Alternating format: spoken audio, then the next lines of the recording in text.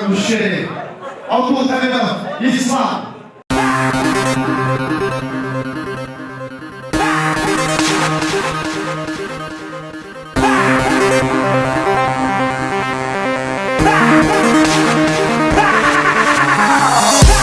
I'm lead for the beat. The top round dance with me. If you don't know about me, yeah, you know. I'm lead for the beat. The top round dance with me. If you don't know about me, yeah, you know. I'm lead for the beat. The top round dance with me. If you don't know about me, yeah, you know. I'm lead for the beat. The top round dance with me. If you don't know about me, yeah, you know.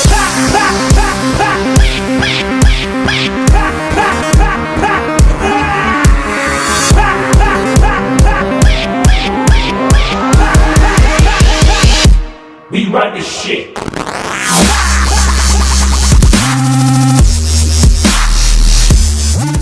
Karagöz sırasına müşteri, Kamçılık'a Nurşi.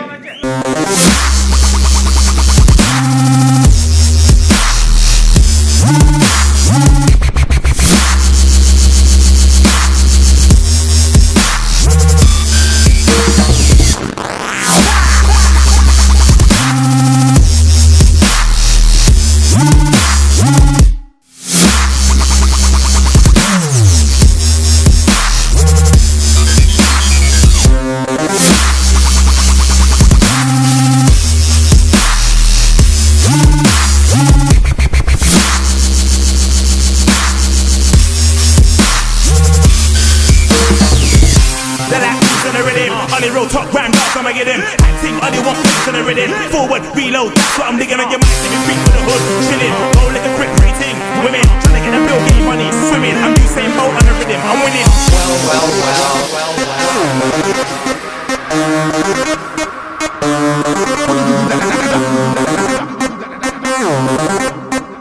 No telling who's gonna start charting, drop my new style like woo doo doo doo da da da da. I'm lead for the beat. The top round dance with me. If you don't know about me, yeah, Abdülkadir İslam.